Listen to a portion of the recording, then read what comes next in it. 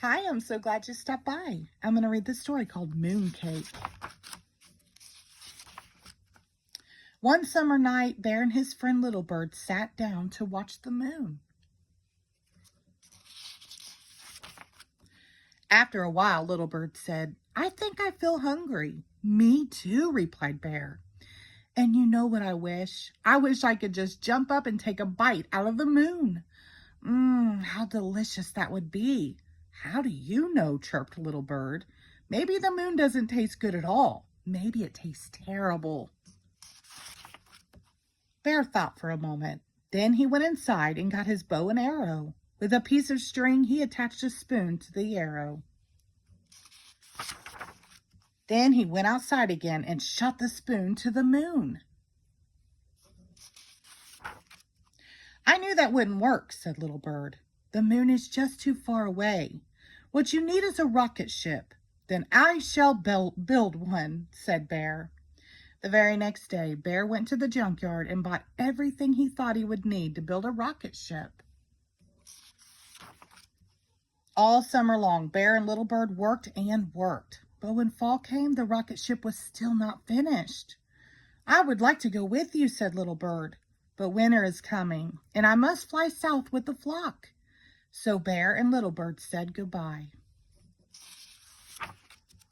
When it began to get cold and the leaves fell off the trees, Bear got sleepy. But instead of climbing into bed and sleeping through the winter, he kept right on working. He worked and worked until the rocket ship was finished. Then he climbed inside and began the countdown. 10, 9, 8, 7, 6, 5, 4, 3, 2.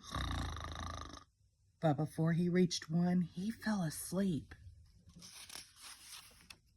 He slept and slept and slept until one night the wind knocked over the rocket ship.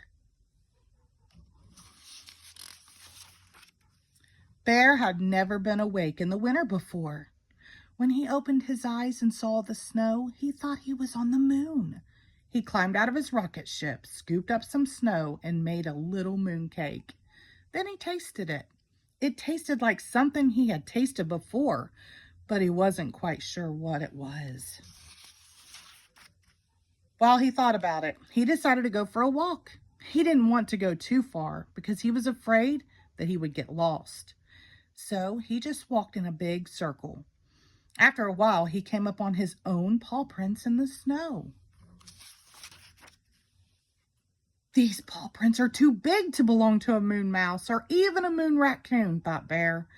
"Maybe they were made by a moon bear, or perhaps," he shuddered, "a terrible moon monster." Bear felt scared. He ran back to his rocket ship and prepared for takeoff. Again, he began the countdown. 10, 9, 8, 7, 6, 5, 4. And again, he fell asleep. This time he slept until spring. One day, his friend Little Bird returned and woke him up. "How was everything down south?" asked Bear. "Just fine," said Little Bird. "Did you go to the moon?" asked Little Bird. "I sure did," said Bear. "And how did the moon taste?" asked Little Bird. "Was it terrible?" "No," replied Bear. "It was delicious." The end. Thank you.